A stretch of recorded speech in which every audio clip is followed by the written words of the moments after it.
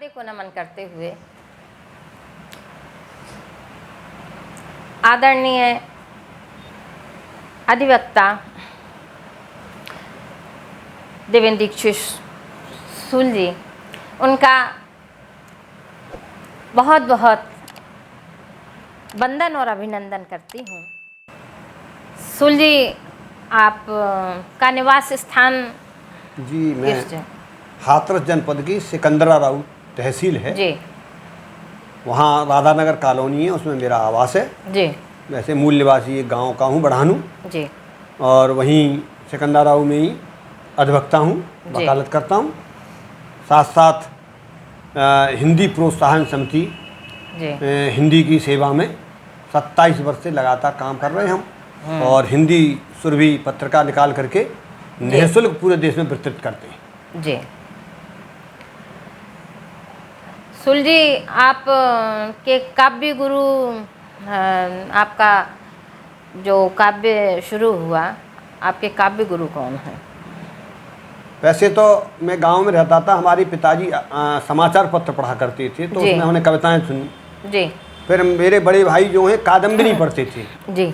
उसमें डॉक्टर सरोजनी प्रीतम जी की छणकाएं पढ़ी जी, तो उनसे प्रेरणा मिली जी, और मैंने भी छणकाएं लिखना प्रारंभ किया। जी, उसके बाद निर्भय जी, जी, आनंद मोहन त्रिपाठी जी, डॉक्टर ब्रजेंद्र अवस्थी, डॉक्टर ओम प्रकाश दीक्षित सूर्य, इन सब लोगों के सानिध्य में रह करके काफ़ी प्रेरणा मिली। जी। तो मैं एक किसी गुरु को नहीं बता सकता, इन सब से मैंने तरह तरह कुछ से ना कुछ सीखा। हाँ, सीखा है कुछ ना और कुछ अब भी सीख रहा हूँ। बिल्कुल बिल्कुल, सीखना तो कभी ख़त्म ही नहीं होता, क्योंकि कभी भी कोई भी परिपूर्ण नहीं रहा है। और आप मंचों पर कब से काव्य पाठ कर रहे हैं? मैं वैसे तो वासवी महाविद्यालय में जब पढ़ता था तब थोड़ा पढ़ना प्रारंभ किया था, किंतु सही रूप से सन 1984 में। अरे वाह। अखिल भारतीय कवि सम्मेलन हमारी सिकंदराबाद प्रदर्शनी में हुआ करता था जी, और उसके संयोजक हुआ करते थे श्री रामेंद्र मोहन त्रिपाठी जी। अच्छा। हमने वहाँ से शुरुआत की, डॉक्टर विष्णु सक्सेना, नरेंद्र शर्मा और मैंने तीनों ने एक साथ प्रारंभ किया। जी जी जी जी। आपकी उपलब्धियाँ कौन कौन सी हैं? मेरी रचनाएं कई संकलनों में जी प्रकाशित हुई हैं। जी। जैसे हास्य व्यंग जिंदाबाद, राजा पॉकेट बुक्स दिल्ली, हंसते हंसाते कवि सम्मेलन, खिलखिलाता कवि सम्मेलन, क्या बात, हास्य के रंग कवियों के संग, इस प्रकार की जो तमाम जो रेलवे स्टेशन से लेके बस स्टैंडों पर मिलती थी जी, वो उनमें मेरी छपी, जिसमें अशोक चक्रधर, हुल्लड़ मुरादाबादी, डॉक्टर सरोजनी प्रीतम, इन सब के रहते थे, वहाँ मेरी भी कविताएं। अच्छा। आप पुराने कवियों और कवियत्रियों और आज के जो नए कवि और कवियत्रियाँ हैं उनसे आप कितने प्रभावित हैं? पुराने लोगों में तो सूरदास, तुलसीदास, इन सबको पढ़ाई है, कबीर दास के दोहे रहे। अब उसके बाद जो मेरे ज़माने में जिनको मैंने देखा जी, उनमें मैंने बताया डॉक्टर ब्रजेंद्र अवस्थी जी, बहुत सुना, निर्भय जी को बहुत सुना, इनको श्री राजेश दीक्षित जी मथुरा के थे, उनको बहुत सुना और उनका बड़ा सानिध्य मिला, उनका बड़ा हमें आशीर्वाद प्राप्त हुआ। ब्रजेंद्र अवस्थी जी और राजेश दीक्षित जी ये कह दिया करते थे कि अगर हास्य व्यंग का कोई ओरिजिनल कवि बुलाना है तो सूल जी को बुलाइए। बुलाइए। हाँ। उसके बाद आगरा के ओम प्रकाश दीक्षित सूर्य जी, उनका काफ़ी मुझे सानिध्य प्राप्त हुआ और आशीर्वाद मिला है उनका। जी जी। नए बच्चों बहुत अच्छा पढ़ रहे हैं जी, अच्छा लिख रहे हैं, और उससे भी ज़्यादा वो अपना प्रचार कर लेते हैं जी। हाँ, सही बात ये है जी जी। पर उनमें से कुछ कवि ऐसे भी हैं जी जो दूसरों की रचनाएं या दूसरों की भावनाएं लेकर के और छंदबद्ध कर लेते, सुनाते हैं, मेरा उनसे यही निवेदन है कि चाहे कम तालियां मिलें, कम मंच मिलें, जी, किंतु अपना मौलिकता होने लेखन न करें, लेखन करें, जी जी, वरिष्ठों का सम्मान करें। बिल्कुल बिल्कुल भाई, वरिष्ठों का सम्मान नहीं करेंगे तो फिर आप कैसे आगे बढ़ पाएंगे? आप गुरुजनों का आदर नहीं करेंगे, सम्मान नहीं करेंगे तो फिर अच्छी बात भी नहीं है ना, फिर आप आगे नहीं बढ़ सकते हैं। और सुल जी, आप अपनी कोई एक प्रतिनिधि रचना सुनाइए। मैं हास्य का कवि हूँ, तो मैं आप रचना भी तो लिखते हैं हास्य में? हास्य में लिखा है आपने, मुझे पता है। मैं शुरुआत करता हूँ जी जी जी, और निवेदन करता हूँ लोगों से कि विषम परिस्थितियों में भी हम कैसे प्रसन्न रह सकते हैं कि चारों तरफ हो शूल यानी कांटे, चारों तरफ हो शूल मत दामन बचाइए, आप भी गुलाब जैसे मुस्कुराइए। क्या बात, क्या बात। आप भी गुलाब जैसे मुस्कुराइए और कष्ट कितने भी हो लेकिन मुंह को मत लटकाइए, आइए हमारे साथ खिलखिलाइए, आइए हमारे साथ खिलखिलाइए। और जो लोग गुमसुम रहते हैं उन्हें रोग हो सकता है, तो 4 पंक्तियां देता हूँ कि गुमसुम रहोगे रोगे गम तुमको गलाएगा, मुरझाया हुआ फूल क्या महफिल सजाएगा, तो जब तक ये जिंदगी है हंसिए हंसाइए, आप भी गुलाब जैसे मुस्कुराइए। और गुलाब जैसे मुस्कुराने की बात करता हूँ मैं कि खासतौर से पुरुष लोग, महिलाएं अपने पतियों को बड़े अच्छे संबोधन देती हैं, हम उसमें ही गड़बड़ कर लेती हैं। पत्नी ने पति को प्यार भरा संबोधन दिया, पिया पिया पिया पिया, पति ने आदेश मानते हुए परिपालन किया, मैं खाने पहुंचे एक अद्धा गटक लिया, वाह वाह, एक बगल में दबा लिया, एक बगल में दबा लिया, गिरता पड़ता घर आया, दरवाजा खटखटाया, पत्नी बोली अरे पिया तूने ये क्या किया? वो बोला चेहरा बनाकर भोला कि तुम रोज कहती थी पिया पिया, तो मैं आज पी आया हूँ और तुम फिर भी कहोगी पिया पिया, इसलिए एक अद्धा साथ में ले आया हूँ। तुम फिर भी कहोगी पिया पिया, इसलिए एक अद्धा साथ में ले आया हूँ। और इसी खानदान की एक रचना और देता, स्वागत स्वागत। नए बच्चों को प्रेरणा देता हूँ मैं कि शादी जब करो जब आप अपने पैरों पर खड़े हो जाओ। बिल्कुल बिल्कुल, बहुत जल्दी मचती है शादी हो जाए कैसी भी मिल जाए, पर जब हो जाती है तब क्या परेशानी होती है उसमें। जी जी जी, कि जब वे कुंवारे थे कभी मंदिर नहीं जाते थे, जब वे कुंवारे थे कभी मंदिर नहीं जाते थे, रात के समय घर में लटके देवी देवताओं के चित्रों के समक्ष हाथ जोड़कर खड़े हो जाते थे और यूं गुनगुनाते थे, पढ़ी लिखी या अनपढ़ हो, गोरी हो या काली हो, कैसी भी हो घरवाली हो, कैसी भी हो, क्या बात, घरवाली हो, किंतु जब से हुई है उनकी शादी और वह उनके खून पसीने की कमाई की कर रही है बर्बादी, तब से वे रोज सुबह शाम मंदिर जाने लगे हैं और मेरी तरह पीले व कमजोर नजर आने लगे। तब से वे रोज सुबह शाम मंदिर जाने लगे हैं, मेरी तरह पीले व कमजोर नजर आने लगे हैं और देव प्रतिमाओं के समक्ष यूं गिड़गिड़ाने लगे हैं, दीन दयाल विरस्तम भारी हरव नाथ मम संकट भारी, दीन दयाल विरस्तम भारी हरव नाथ मम संकट भारी।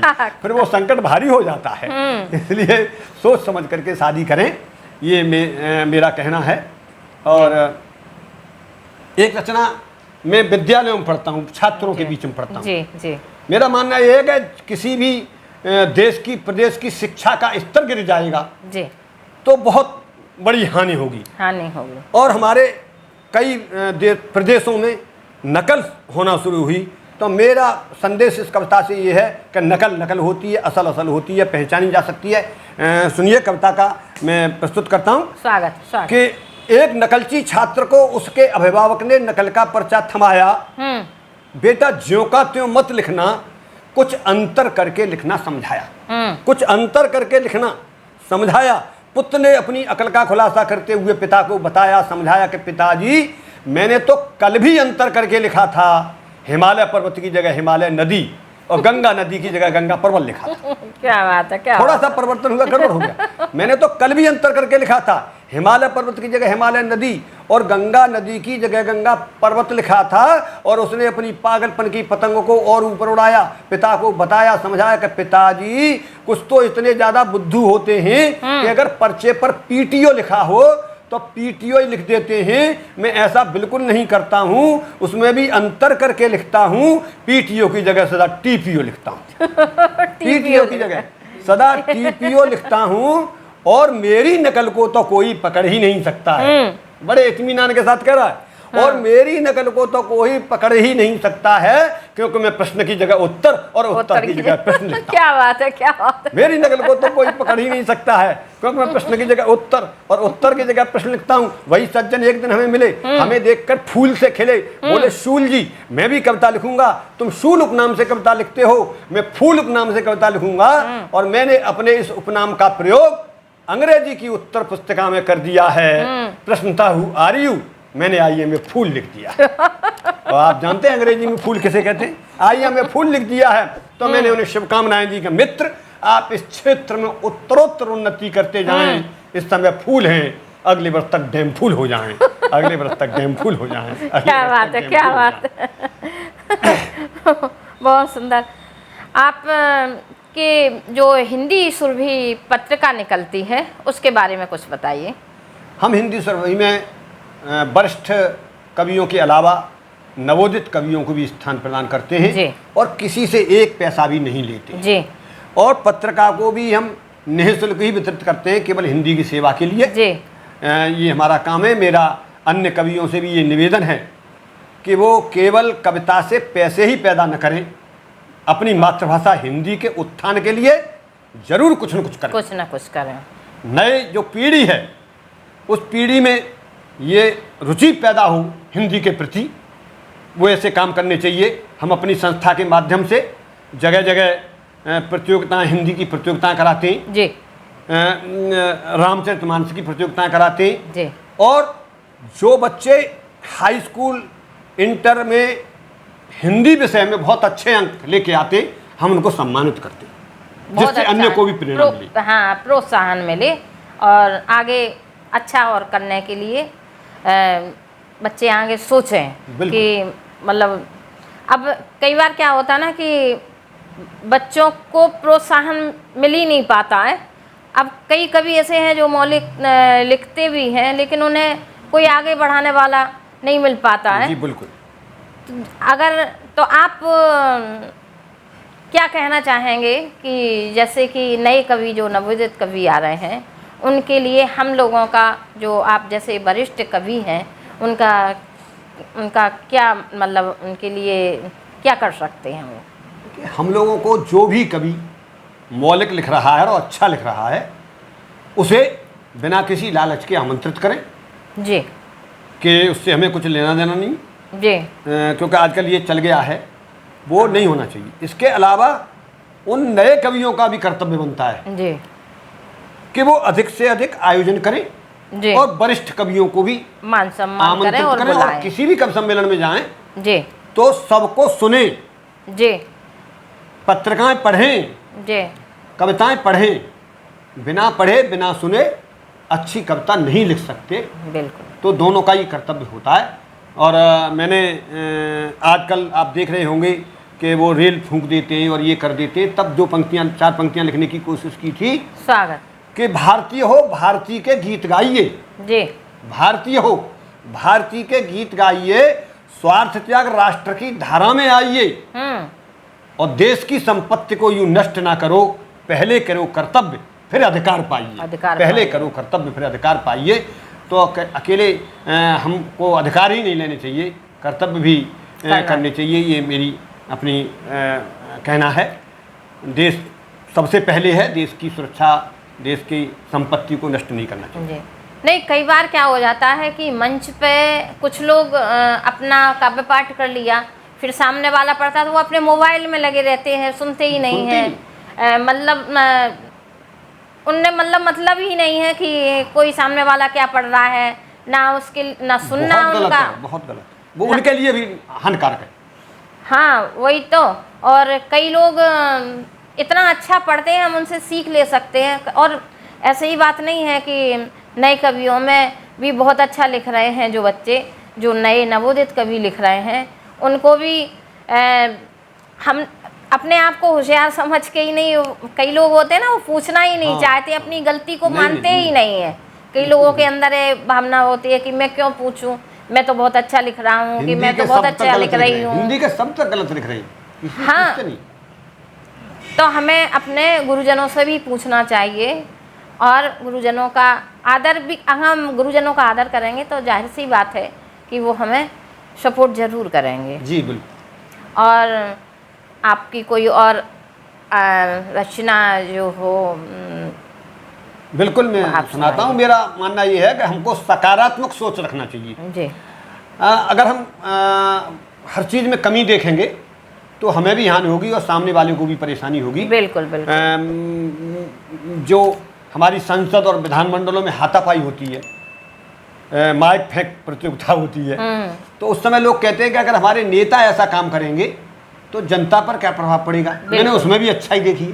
बिल्कुल। मैं हर चीज़ में अच्छाई देखता हूँ। जो मैंने अच्छाई देखी है वो मैं बताता हूँ आपको कि हमारी संसद एवं विधानमंडलों में हाथापाई इस बात का सबूत है। हाँ। हमारी संसद एवं विधानमंडलों में हाथापाई इस बात का सबूत है कि हमारे सांसदों एवं विधायकों में केवल बुद्धि ही नहीं, बाहुबल भी अकूत है। क्या बात और है। फिर हमारे दुश्मन देशों के दिमागों में ये बात भी कौंधती होगी कि जहाँ की संसद इतनी शक्तिशाली है तो वहाँ की सेना कितनी शक्तिशाली होगी, तो वहाँ की सेना कितनी शक्तिशाली होगी। तो इस प्रकार की हम रचनाएं दे करके कि बात भी कह लें और काम भी हो जाए। मैं पेशे से अधिवक्ता हूँ जी, तो मैं वहाँ की भी कुछ परिदृश्य आपको देना चाहता हूँ। जी जी, स्वागत। आज लोग बहुत परेशान हैं जी कर्मचारियों से, अधिकारियों से। जी। तब मैंने 4 पंक्तियाँ लिखने की कोशिश की कि मैंने एक सरकारी कार्यालय के चपरासी से वहाँ के कामकाज के बारे में पूछा तो उसने बताया वहाँ का माहौल बहुत ऊंचा। वो हमसे बोला, चेहरा बनाकर बोला कि वकील साहब आप तो समझदार हैं, कवि हैं, पत्रकार हैं, यहाँ सभी के साथ समान व्यवहार होता है, किसी को खीर और किसी को भात भी नहीं, ऐसा बिल्कुल नहीं होता है। यहाँ तो जो भी आता है खीर सी चाटता हुआ जाता है। यहाँ तो जो भी आता है खीर सी चाटता हुआ जाता है, यानी हम किसी का काम नहीं करते। तो ये सब हो रहा है। मैं 1-2 पंक्तियां और देना चाहता हूँ। स्वागत। जो बच्चे देर तक सोते रहते, उनके माँ बाप काम करना प्रारंभ कर देते, तब 2 पंक्तियां सृजित होती हैं जी। कि काम करें माता पिता, हाँ। सोवे श्रवण कुमार। काम करें बूढ़े पिता, सोवे श्रवण कुमार। चिंतित है माँ भारती कैसे हो उद्धार। चिंतित है माँ भारती कैसे हो उद्धार। और 2 पंक्तियां देता हूँ। जो गलत तरीके से धन अर्जित करते उनको चेतावनी देता हूँ कि दाम कमा सकता बहुत, करके खोटे काम, पर दाम काम ना आएंगे जब आड़े होंगे राम। पर दाम काम ना आएंगे जब आड़े होंगे राम। इसलिए हमको गलत तरीके से धन अर्जित नहीं करना चाहिए। बहुत बहुत धन्यवाद आपका कि आपने मुझे आमंत्रित किया। सूल जी ने इतनी अच्छी अच्छी बातें बताई हम सबको और इतने अच्छी अच्छी रचनाएं सुनाई। अगर हम इन बातों को माने और पद चिन्हों पर चलें इनके, तो हमारे देश में बहुत सुधार हो सकता है और हमारे देश की स्थिति सुधर सकती है। सूल जी बहुत सुलझे हुए व्यक्ति हैं। उन्होंने अपनी बात को बड़े ही अच्छे ढंग से रखा और हम बहुत सूल जी का आभार प्रकट करते हैं, बहुत बहुत धन्यवाद करते हैं। आपका भी बहुत बहुत धन्यवाद। नमस्कार। नमस्कार। नमस्कार।